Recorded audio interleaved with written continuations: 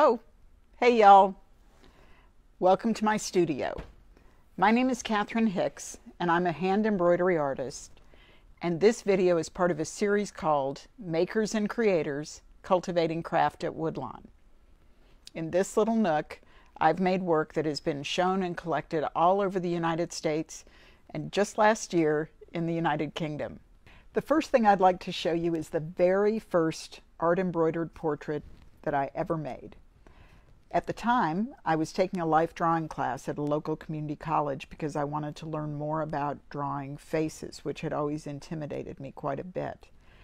In the class, the professor had assigned all of us to do a pastel self-portrait, and mine was due in about 2 weeks.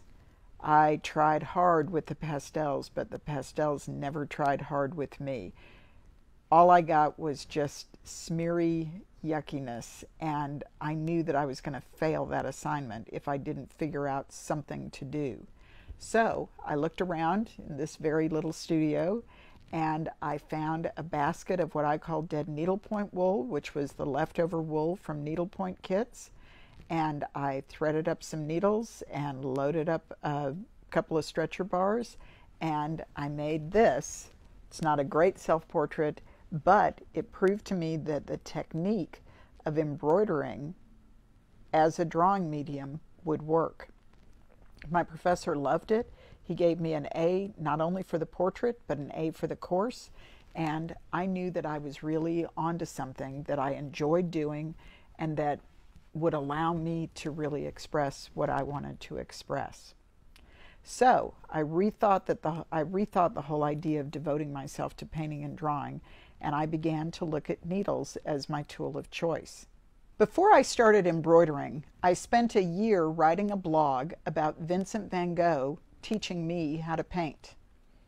It seemed like a crazy idea at the time, and it probably was one, but I committed myself to painting 52 paintings in a year based on Van Gogh's work, and I taught myself about painting and art history and about the courage that it takes to find your artistic voice. That's the self-taught part of my practice. So, one of the embroidered portraits that I most enjoy doing are portraits of Vincent van Gogh.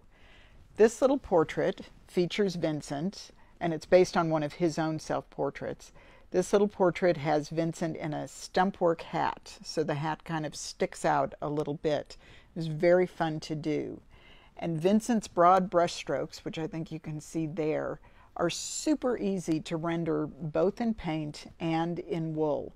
This is a great beginner type project, and I recommend spending a little time with Vincent. You won't regret it.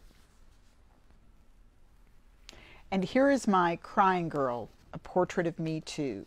I made this as my response to the Me Too movement. It's also made with the leftover needlepoint wool, and instead of doing broad strokes of wool like paint, in this one I did tiny little close together French knots. It's kind of an homage not only to all of the women affected by the Me Too movement, but it's also a little homage to Roy Lichtenstein, who I really admire as a painter. After I had done a lot of work in wool, I wanted to try something different, so I went down to my local needle workshop and I found and fell in love with silk fiber. This piece is rendered almost entirely in silk fiber, and it's done in a stumpwork technique. It's called Sewing Circle, and it's hands embroidering hands, and it's kind of my love letter to all of the women who hand embroider all over the world.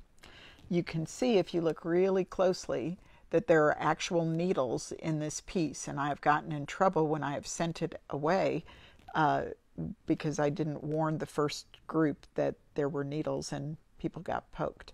So anyway, aside from it being dangerous, it's a stumpwork piece, and what that means is that I outlined each of the hands with wire, and that allowed me to free the fingers from the main picture plane.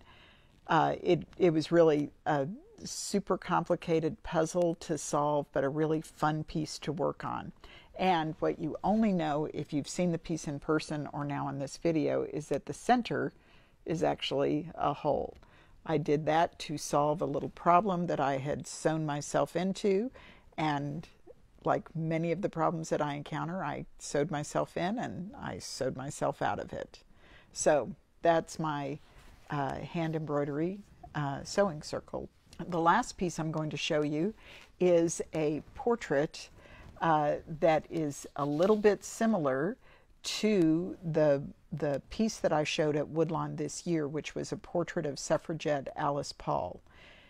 In that work, Alice is shown where she has had a pretty bad day and is suffering from a couple of black eyes and a bloody nose.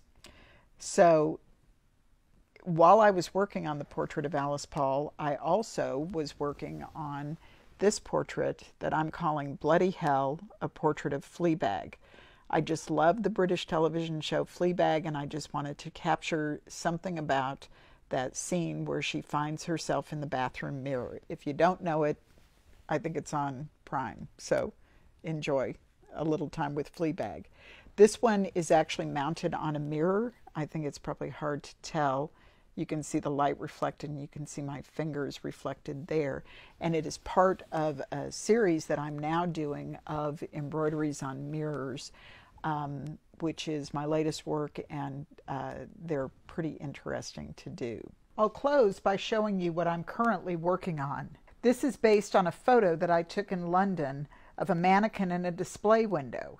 Because she is so big, I decided to use a thinner wool from Appleton's to try to capture the skin by layering colors using a single strand at a time, stitched with a crisscross texture. The hair is a silk wool blend that gives just a little bit of sheen. And all of these fibers came from my local needlepoint shop.